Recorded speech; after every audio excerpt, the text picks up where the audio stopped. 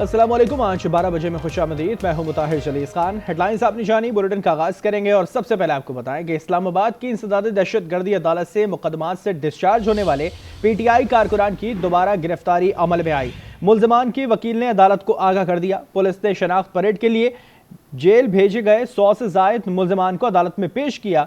अदालत ने 81 मुल्जमान को मुकदमा से डिस्चार्ज कर दिया है। सवात के मौके पर जुडिशल कॉम्प्लेक्स के बाहर पुलिस ने सहाफियों को पीछे धकेल दिया। अदालत ने थाना खन्ना के 54, थाना I9 के 16 और थाना कोहिसार के 11 मुल्जमान को डिस्चार्ज किया। थाना कोहिसार के 48 मुल्जमान को 2 रोजा जिस्मानी रिमांड पर पुलिस के हवाले कर दिया गया।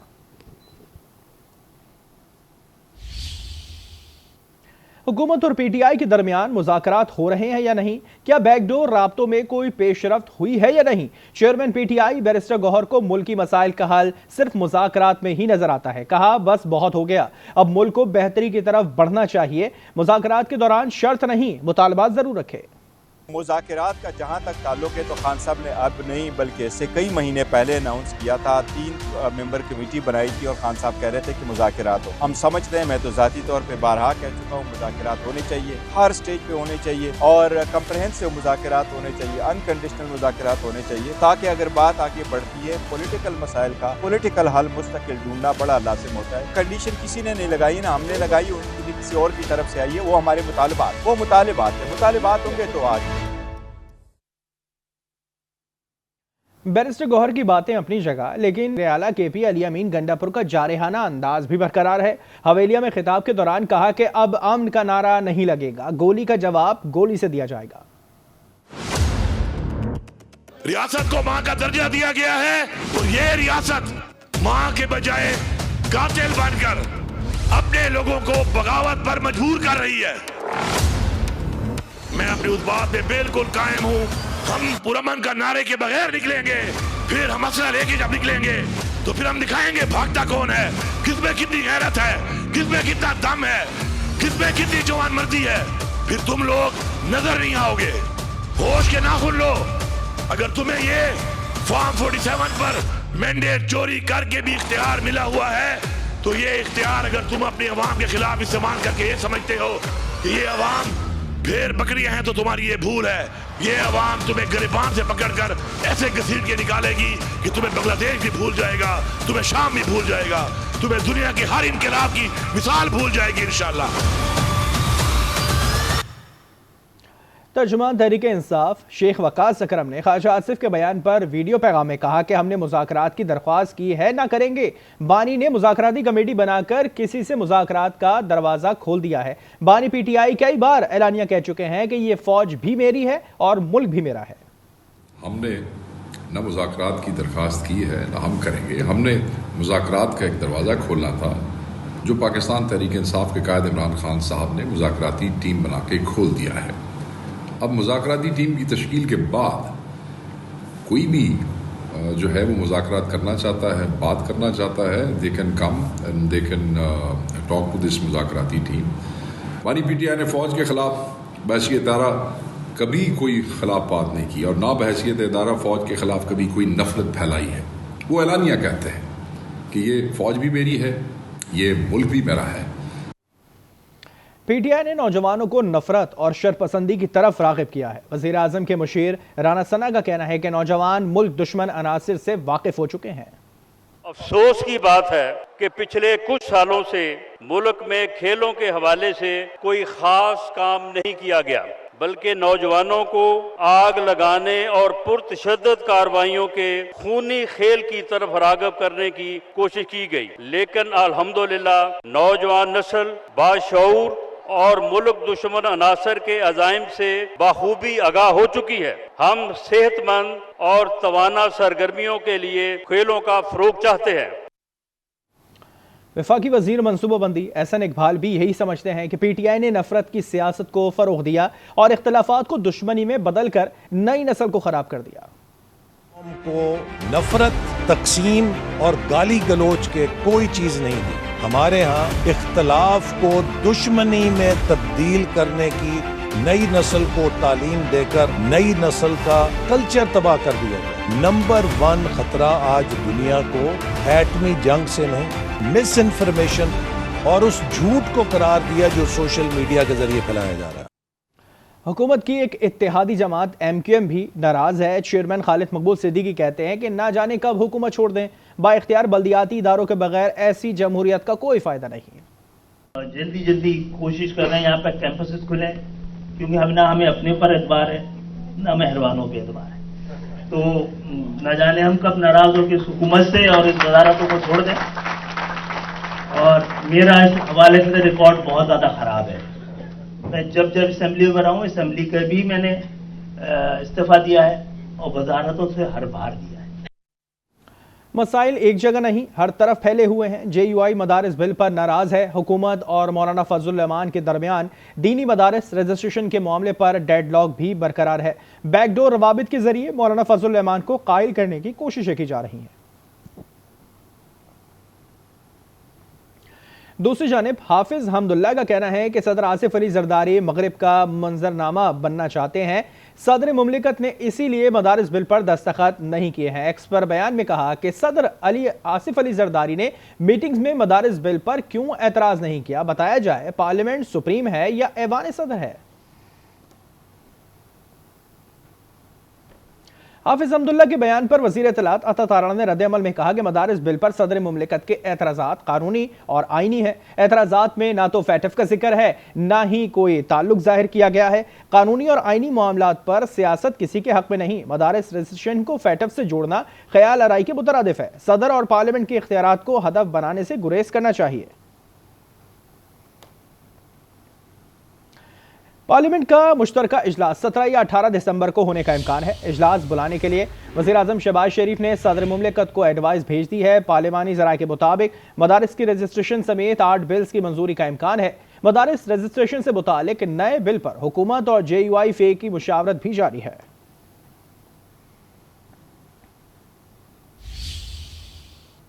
मदारिस बिल पर महाजराई अपनी जगह। सिंध के गवर्नर कामरान डिसोरी को फैसल वाडा की बातें बहुत पसंद आई हैं, इसीलिए मशवरा दे रही हैं कि अगर आपको मजा लेना है तो फैसल वाडा को जरूर सुनें। फैसल वाडा भाई वैसे ही हेडलाइन में हमेशा रहते हैं। वैसे तो मैं ज़ाती तौर पे उनके प्रोग्राम ज़रूर देखता हूँ, क्योंकि इज़ अ गुड इंटरटेनर। तो आपको मज़ा लेना हो तो फैसल वाडा को ट्रांसफ़र करके देखें। भाई है, आपने खुद ही कहा है हमने तो 16 वोट दिए। किस गवर्नर के लिए कहा है वो 2 हफ्ते 1 महीने के बाद ढूंढ लेते हैं कि कौन सा जा रहा है, उससे मिल लेंगे।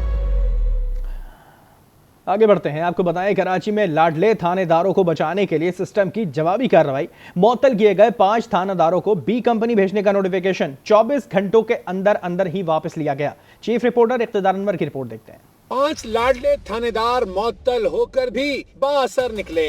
B कंपनी भेजने का नोटिफिकेशन 24 घंटे में वापस। जुमे को SHO मंगो पीर Khalid Hussain Core i, SHO board बेसन नसीर तनोली, SHO मोचको बशीर अहमद वड्डो, SHO क्लिफ्टन आजम हुसैन राजपर और चौकी इंचार्ज खुदा के बस्ती ASI हादी बख्श बलोच की मुअत्तली और B company garden headquarter report करने का नोटिफिकेशन जारी किया गया था, मगर अब IG सिंध को 24 घंटे में ही करप्शन इंक्वायरी के नोटिफिकेशन से दस्तबरदार होना पड़ा। अब मुअत्तल अफसरान को B कंपनी के बजाय central police office admin branch report करने की हिदायत दी गई है। जराए कहते हैं मफादात के तहफ्फुज के लिए लाडलों को बचाने वाली बाअसर शख्सियात ने दिन रात एक कर दिए थे, जिस पर IG सिंध को हथियार डालना पड़े। इतरार अनवर, आज न्यूज, कराची। ये आपको बताएं कि यूनान में पाकिस्तानियों समेत गैर कानूनी तारकीन वतन से भरी कश्ती उलट गई है। हादसे में 5 अफराद जाँ बहक और मुतादिद लापता हो चुके हैं। यह हादसा जनूबी जजीरे गाडोस के करीब पेश आया है। गैर मुल्की मीडिया के मुताबिक डूबने वाले अफराद का ताल्लुक पाकिस्तान से है। यूनानी हुकाम का कहना है कि अब तक 39 अफराद को बचाया जा चुका है। इनमें से भी ज्यादातर का ताल्लुक पाकिस्तान से है। कोस्ट गार्ड का कहना है कि लापता अफराद की तादाद अभी तक नहीं की जा सकी है।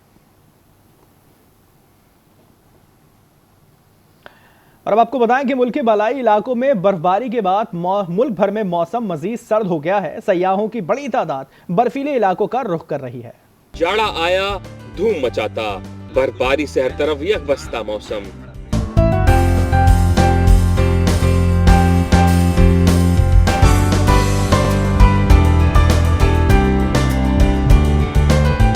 शोग्रान में सयाहों की बड़ी तादाद बर्फबारी के बाद पहुंची है।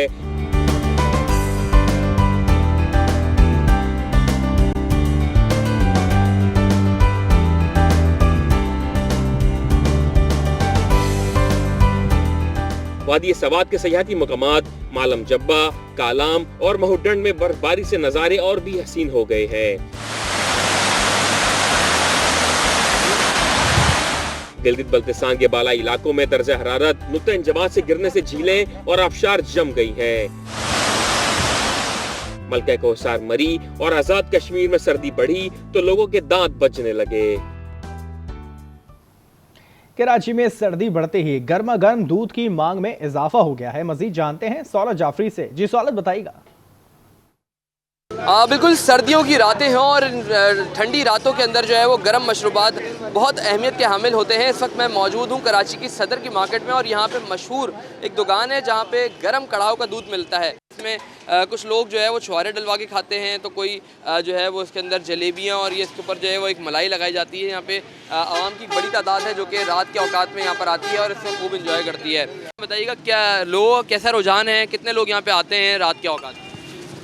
लोग तो काफ़ी आते हैं और काफ़ी रश होता है। यार सर्दी बढ़ रही है तो रश भी माशाल्लाह काफ़ी बढ़ रहा है। तो यहाँ पे लोग जो है वो दूर दराज इलाकों से यहाँ पर आते हैं और इस दूध से जो है वो खूब लुत्फानंदोज़ होते हैं और सर्दी को मिटाते हैं। जी, गर्मा गर्म दूध के बाद बात कर लेते हैं चटखारेदार मछली की। तो लियाकतपुर में भी फिश पॉइंट सज गए हैं। इस हवाले से नदीम चांडिया से मजीद जानते हैं। जी नदीम, बताइएगा। हाँ जी बिल्कुल, देखिए मौसम में सरमा का आगाज हो और मछली खाने को शहरी ना पहुंचे तो ये हो ही नहीं सकता। लियाकतपुर में मैं इस वक्त मछली के फिश पॉइंट पे मौजूद हूँ। यहाँ पे जो लोग शहरी जो है बड़ी तादाद में मछली खाने के लिए आए हुए हैं। हमारे इस वक्त शहरी मौजूद है, उनसे जानते हैं। इधर काफी रश होता है दोस्तों का और अल्हम्दुलिल्लाह गरीब आदमी नहीं खा सकता, रेट काफी बहुत ज्यादा है। जी, शहरियों का कहना है कि हम जो है रोजाना की बुनियाद पर रात को दोस्तों की सूरत में यहाँ पे आते हैं, मछली खाते हैं, एंजॉय करते हैं और घर के लिए भी यहाँ से पार्सल करा के लेके जाते हैं। और इस बार शहरी जो है वो रेट से भी काफी परेशान दिखाई देते हैं क्योंकि रेट जो है इस बार पिछले साल की निस्बत जो है मछली का इस बार रेट जो है वो काफी ज्यादा है। जी, दीगर खबरें एक ब्रेक के बाद देखते रहिए।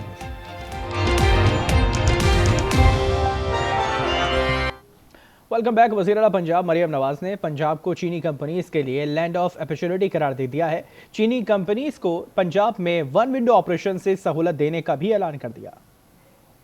वज़ीर आला पंजाब के दौरे चीन का छठा रोज। मरियम नवाज ने पंजाब को चीनी कंपनियों के लिए लैंड ऑफ अपॉर्चुनिटी करार दे दिया। मरियम नवाज की ज़ेर सदारत ग्वांगयू में इन्वेस्टमेंट कॉन्फ्रेंस में चीन और हांगकांग की 60 से ज्यादा कंपनियों के हुकाम ने शिरकत की। चीनी टेक्नोलॉजी कंपनीज ने पंजाब में सरमायाकारी के लिए दिलचस्पी का इजहार किया और मरियम नवाज के विजन को सराहा। मरियम नवाज ने चीनी कंपनीज को पंजाब में वन विंडो ऑपरेशन से सहूलत देने का ऐलान किया और पंजाब में ऑपरेशन शुरू करने की दावत भी दी। चीनी कंपनीज की जानिब से पंजाब में नो प्लास्टिक मुहिम के आगाज को सराहा गया। मरियम नवाज ने कहा कि प्लास्टिक की खरीदो फरोख्त और तैयारी पर पाबंदी आयद कर रहे हैं। पंजाब में e commerce incubator centre e learning में सरमायाकारी को वेलकम करेंगे। ज़राअत में नैनो टेक्नोलॉजी के जरिए इनकलाब बर्पा किया जा सकता है। मरियम नवाज से ग्वांगयू की वाइस गवर्नर ने मुलाकात की। मरियम नवाज ने कहा कि चीन तारीख के हर मोड़ पर हमेशा पाकिस्तान के साथ खड़ा रहा। वाइस गवर्नर ग्वांगयू ने कहा कि अवामी खिदमत के लिए मरियम नवाज की काविशें काबिल तहसीन हैं। वज़ीर आला के एजाज में खुसूसी स्टेट डिनर भी दिया गया। मरियम नवाज ने पुरतपाक मेजबानी पर शुक्रिया अदा किया। कहा कि पुरतपाक खैर मकदम हमेशा याद रहेगा। साबिक गवर्नर सिंध इशरतुल इबाद खान की क़यादत में मेरी पहचान पाकिस्तान के नाम से अवामी फोरम ने काम का बाकायदा आगाज़ कर दिया है। कन्वीनियर निगरान इंचार्ज शरफुद्दीन शाह कहते हैं कि इशरतुल इबाद मसाइल हल करेंगे। मजीद जानते हैं चीफ रिपोर्टर आज न्यूज़ इक़्तिदार अनवर से। जी इक़्तिदार। कराची की सियासत में इन दिनों एक नई सियासी जमात की आमद की बाज़गश्त है और ये सियासी जमात साबिक गवर्नर सिंध डॉक्टर इशरतुल इबाद खान के नाम से मंसूब की जा रही है। हम आज पहुँचे हैं शरफुद्दीन साहब के पास और इनसे बात करते हैं। लेकिन जी अभी ये कोई सियासी जमात नहीं है, गैर सियासी फोरम है जिसका नाम मेरी पहचान पाकिस्तान है और उसमें तकरीबन पूरे पाकिस्तान से लोग शामिल हो रहे हैं। इस्लामाबाद, पेशावर, कोयटा और बिलखुसूस कराची से, क्योंकि जाहिर बात है डॉक्टर इशरतुल इबाद का ताल्लुक़ कराची से रहा है। जी, ये थे मेरी पहचान पाकिस्तान फोरम के नाम से डॉक्टर इशरतुल इबाद साहब की जो सियासी जमात है, लेकिन ये इसको फ़ोरम कह रहे हैं। तो देखते हैं कि नया सियासी फ़ोरम, खिदमत फ़ोरम किस तरह अवाम की खिदमत कर पाता है।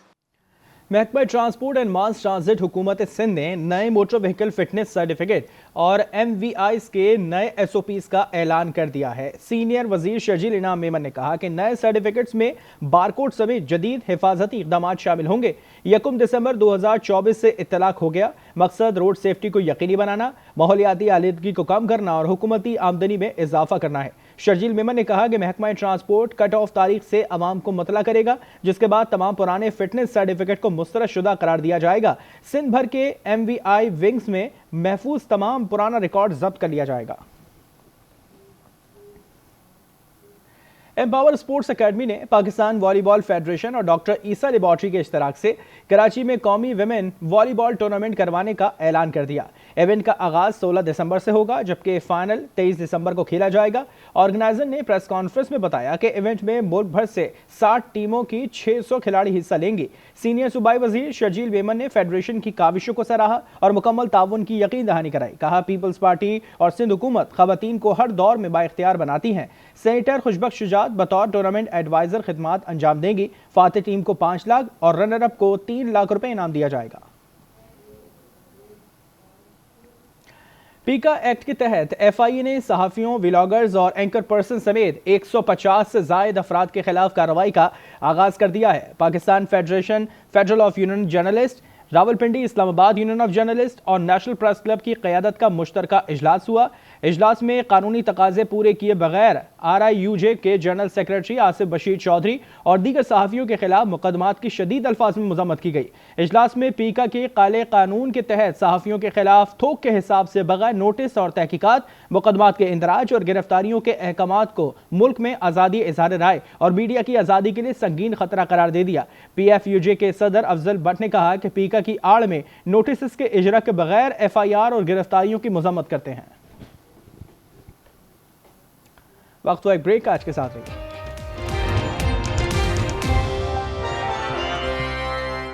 Welcome back. दुनिया में डिजिटल इनकलाब के बाद अब डिजिटल फ्रॉड में भी तेजी आ गई है। पाकिस्तान में भी ऐसे जालसाज सरगर्म हो गए हैं जो ऑनलाइन फ्रॉड करने में मसरूफ है। कौमी एहतसाब ब्यूरो ने अवाम के लिए एहतियाती इंतबा जारी किया है और बताया कि किस तरह नौसरबाज अवाम को लूट रहे हैं। अवाम जालसाजों से बचें, मोहतात रहें। नैब ने अवाम को मोहतात रहने का इंतबा जारी कर दिया। नैब के जारी करदा इंतबा में जालसाजी और फ्रॉड लूटमार के मुख्तलिफ तरीकों के मुतालिक आगाही फराम की गई है। कहा गया है कि गैर रजिस्टर्ड हाउसिंग स्कीमों की फाइलों की खरीदो फरोख्त न करें। ATM कार्ड ब्लॉक होने की जाली पैगामात पर जवाब या तफसीलात न दें। सरमायाकारी के बदले गैर हकीकी इनाम का वादा भी फ्रॉड की एक किस्म है। क्रिप्टो करेंसी की ऑनलाइन ट्रेडिंग के फ्रॉड से भी मोहतात रहें। गैर कानूनी डिपॉजिट और प्राइवेट लोन ऐप पर भी एतबार न करें। मल्टी लेवल मार्केटिंग, पॉन्जी स्कीमें और ऑनलाइन लॉटरी जैसे फ्रॉड से बचें। बेनजीर इनकम सपोर्ट फंड्स के जाली पैगामात, फॉरेन करेंसी की ऑनलाइन ट्रेडिंग, ऑनलाइन मुलाजमत, वीजा फ्रॉड, जाली इंश्योरेंस कवरेज की पेशकश, माली फ्रॉड और धोखाधड़ी से बचें। अवाम अपनी जाती या बैंक अकाउंट की मालूमात किसी को ना दें। लाहौर में जैज़ टेलीकॉम के ज़ेरे एहतमाम दूसरी क्रिकेट लीग की रंगारंग तकरीब का इख्तिताम हो गया है। क्रिकेट लीग में पाकिस्तान भर से टेप बॉल के नामवर खिलाड़ियों ने मेले को 4 चांद लगा दिए। बेस्ट ऑफ 3 सीरीज में फैसलाबाद और लाहौर की टीमों ने जारहाना मैचेस खेले। फाइनल में फैसलाबाद और सरगोदा शाहीन की टीमें ही पहुंच सकी। सरगोदा शाहीन ने 86 रन का हदफ पूरा करके दूसरी क्रिकेट लीग अपने नाम कर ली। लाहौर की टाउनशिप क्रिकेट ग्राउंड में मुनाकिदा टूर्नामेंट की इख्तितामी तकरीब में Jazz marketing vice president Fahad Ali ने शिरकत की। इनका कहना था कि ये इवेंट नौजवानों के लिए ऐसा प्लेटफॉर्म है जहां से खिलाड़ियों को आगे बढ़ने के मौके हासिल होते हैं। जैज़ क्रिकेट लीग 4 रोज तक जारी रहेगी। फाइनल में फैसलाबाद और सरगोदा शाहीन पहुंच सकी हैं। फैसलाबाद शाहीन ने 27 क्रिकेट की बड़ी तादाद मैचेस से लुत्फानंदोज होते रहे। वक्त एक ब्रेक, आज के साथ रहिए।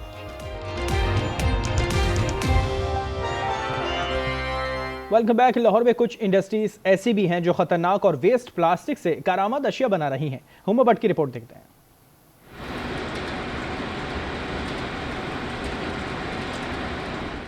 बेकार पॉलिथीन बैग्स, प्लास्टिक बोतलें, डब्बे और टेट्रा पैक समेत बेशुमार ऐसी अशिया जिनको इस्तेमाल के बाद फेंक दिया जाता है और जो बाद में माहौलियाती आलूदगी और इंसानी सेहत पर मुज़र असरात मुरतब करती हैं। माहौल को साफ रखने की ऐसी इंडस्ट्रीज इनसे कारामद अशिया बना लेती हैं। शॉपिंग बैग्स आप लगा लें, चिप्स के पैकेट्स लगा लें, there is a lot of materials जो कि लोगों की डिमांड में नहीं होते। वो कहते हैं कि जी इसकी हमें वैल्यू नहीं मिलेगी आगे, तो हमारा ज़्यादातर जोर उसी पे ही होता है। इन इंडस्ट्रीज में वेस्ट को बड़े प्लांट से गुजार कर मुख्तलिफ इकसाम की कारामद अशिया बनाई जाती हैं। चिल्ड्रन प्ले सेट हमारे साथ बनते हैं, आउटडोर के लिए, पार्किंग के लिए बनते हैं सारे, इसमें स्लाइड, प्ले एरिया, स्विंग बनती हैं। ओवरऑल पाकिस्तान से प्लास्टिक शॉपिंग बैग्स या प्लास्टिक की कोई भी इक्विपमेंट्स होती है उनको इधर इकट्ठा कर रहे हैं और रिसाइकिल कर रहे हैं। महकमा तहफ़्फ़ुज़ माहौलियात भी इन तमाम इंडस्ट्रीज को सपोर्ट कर रही हैं। डिप्टी डायरेक्टर अली जास कहते हैं इन इंडस्ट्री से कुर्सियाँ, मेज और बेंचेस मुख्तलिफ इदारों में भी दिए गए हैं। EPA 100% सपोर्ट कर रहा है जी ऐसी तमाम इंडस्ट्री को जो प्लास्टिक की रिसाइकलिंग की तरफ जा रही हैं। वॉलंटरीली हमें कुछ पॉलीथीन बैग्स रिसीव हुए थे, उस मटीरियल की कुछ चेयर्स बना के कुछ जो नीडी स्कूल्स थे उनमें डिस्ट्रीब्यूट कर दी गई। 25 टन से जायद मिलने वाले इस कूड़ा करकट से लाखों कारामद अशिया बनाने का सिलसिला 1994 से जारी है। मुज़रे सेहत स्क्रैप से माहौल दोस्त और कारामद अशिया बनाना काबिल सिताइश है। कैमरामैन आदिल शफीक के साथ हुमा भट्ट, आज न्यूज़ लाहौर। इसी के साथ खबरों से फिल वक्त इतना ही। किसी भी खबर की तफसील जानने के लिए विजिट कीजिए हमारी वेबसाइट आज.tv। देखते रहिए आज न्यूज़।